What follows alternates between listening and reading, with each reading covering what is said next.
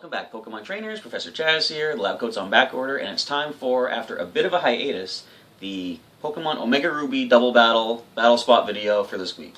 So I've only got this week and next, and that's going to round out it's actually pre-recorded battles from Season 12, back when the Poke-transported Pokemon were permitted in the battle spot. So I've got the team builder for this week. It's going to be, there's only 4 Pokemon left that I haven't used in Omega Ruby. So I'm going to bring 2 new ones that haven't had a chance yet. I'm going to pair them with 4 others that have had a shot earlier. Going to give them a second chance at victory. Maybe they weren't as successful as I would have liked when they had their first shot. So without any further ado, we're going to get into the team builder. We're going to see the 6 Pokemon that I've assembled for this week's team, the movesets, the held items, and the abilities that go with them. Let's begin. The first new contender for this week's team in the Omega Ruby double battles is Pinky the Slowbro. He is an adamant Pokemon which, okay, isn't the best for a Slowbro, especially this one where I went with more special offense moves, because Adamant does boost the attack stat but lower the special attack.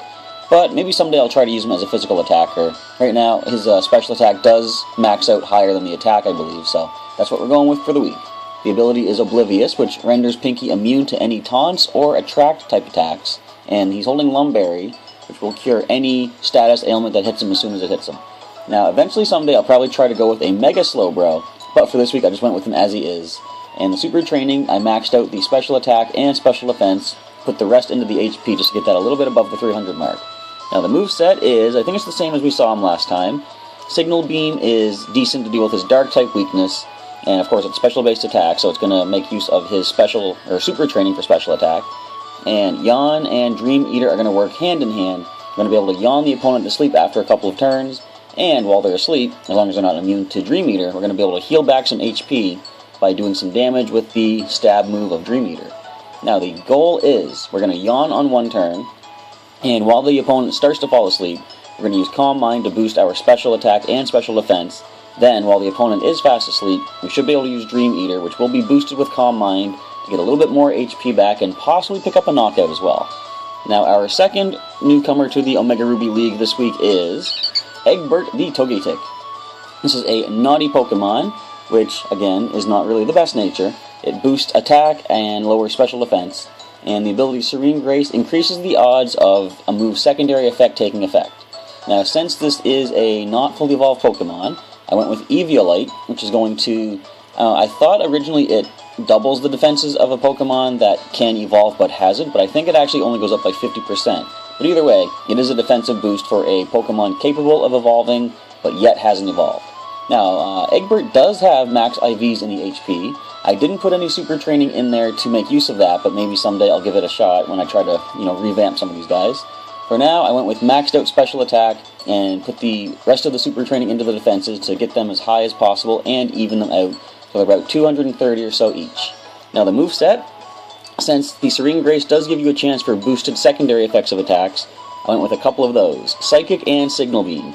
Now Psychic has a chance to lower special defense of the target, again boosted by Serene Grace. Signal Beam has a chance to cause confusion. Now what I might actually want to do eventually someday, replace Signal Beam with Water Pulse, because back in, I think it was Gen 4 in the Sinnoh region, I had a choice to give Water Pulse to either Eggbert or my Articuno. I ultimately decided Articuno, because that helps more with his well not two, but yeah, it helps with 2 of his weaknesses anyway, Rock and Fire. I thought that makes a little bit more sense. Signal Beam still has a chance to cause confusion, and back then, actually, Eggbert had the Hustle ability. Now, I didn't have a chance to change that until we got up to Gen 6 here with the Ability Capsule. Now that we do have that ability changed over Serene Grace, and we have the capability of getting Water Pulse from the Move Tutor in Omega Ruby, I'm probably going to swap that for Signal Beam. But the rest of the moves, we have Follow Me, always a very useful move in a double battle. It will draw any single target attack away from the original intended target towards whoever uses Follow Me. So if I want to keep my other Pokemon safe from a hit, Follow Me is the way to go. Eggbert will draw the attack away, and if it's not very effective, then it's all the better. And Safeguard is going to prevent the team from taking any status ailments. Now, of course, as I said with Pinky, we do have the Lumberry, but once that's used up, Safeguard is a good way to keep us from getting burned, paralyzed, anything like that. So that is the 2 newcomers for the week. Our 4 returning Pokemon from past weeks in Omega Ruby are starting with good old Marowak. This is a serious Pokemon, which doesn't boost or lower any of the stats, so it's neutral. The ability Lightning Rod will draw away any electric attacks. I keep saying lightning from the card game. It'll draw electric attacks towards the Lightning Rod Pokemon, and of course, as a ground type, Marowak will not be affected by it. And I love using the Thick Club. I'm pretty sure doubles, or at least super boosts up the offensive attack stat of a Cubone or Marowak while holding it. In the super training, I max out the attack, put a whole bunch into the special defense to get that up to a decent amount, and put the remainder into the physical defense. Moveset is exactly what we saw, or exactly how it was the last time we saw Marowak. Bonemerang is good for stab power. Fire Punch, Thunder Punch, and Brick Break are there for covering some weaknesses, but also giving him just some good type coverage, trying to get some super effective damage off on whichever opponent we might be facing. Next returning Pokemon shall be good old Machamp. This is an adamant Pokemon, so the same nature that Pinky has, however, it is much more beneficial for a physical Pokemon like Machamp. As I said, it boosts the attack stat and lowers special attack. You're not going to want to run special attacks on a Machamp to begin with, so it's not a big deal if you're going to be lowering that stat with that nature. So he has the Guts ability. If he does take a status ailment, he's going to boost his attack stat, get a lot more power off that way. And for even more power, he's holding one of his favorite items, the Muscle Band. It's going to boost the power of all physical moves by, I believe, 10%. So the super training, you'll see he does have max IV for speed, but we didn't play into that.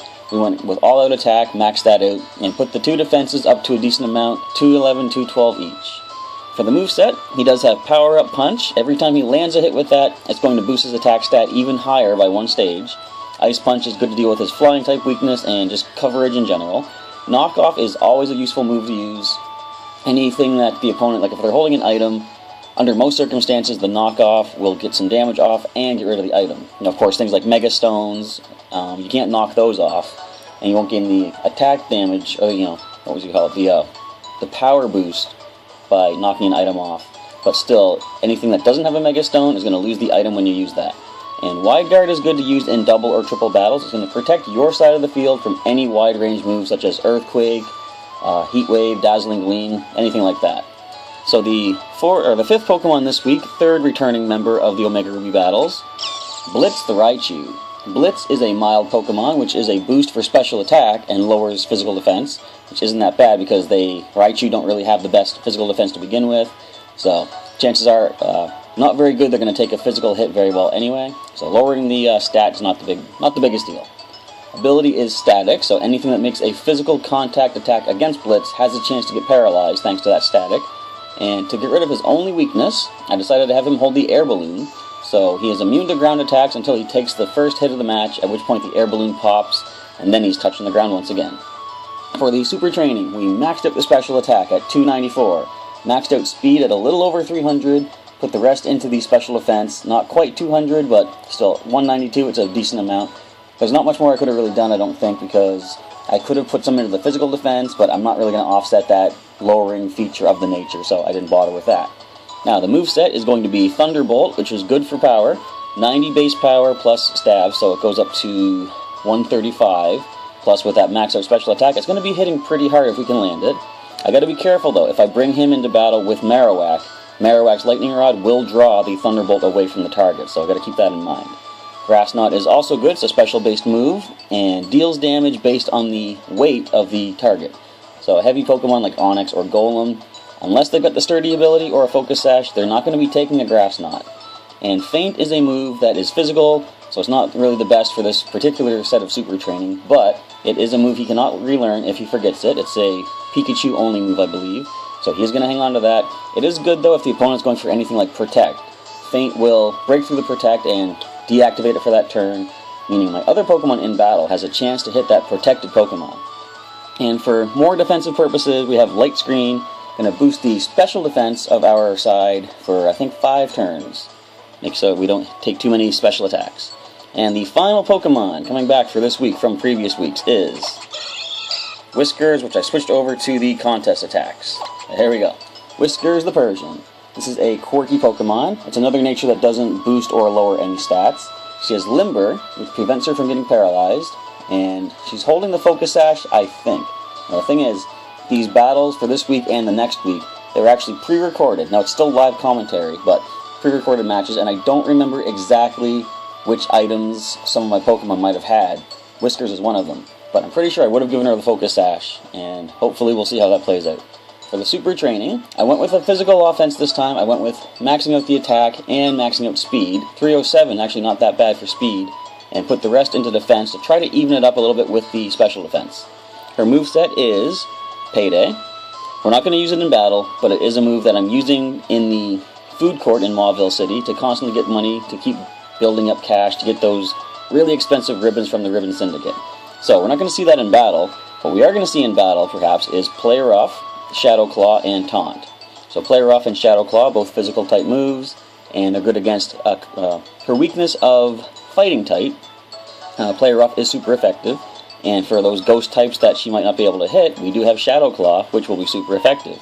Now, if we expect the opponent might go for a setup move or a status move like Thunder Wave or, say, Dragon Dance or something, we do have Taunt. We can taunt the opponent, prevent them from going for something like that, and make them basically waste their turn and turn them into just a physical, all-out offense attacker.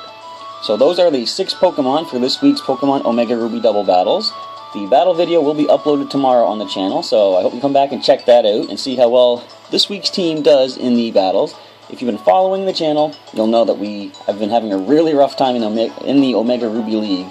So we're hoping we're going to be able to do a little bit better tomorrow, but there's only one way to find out. Come on back and check out those battles.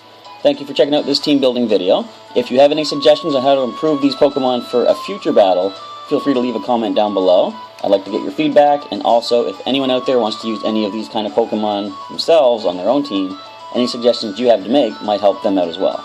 Alright, thank you once again for checking out this team building video, and I'll catch you next time.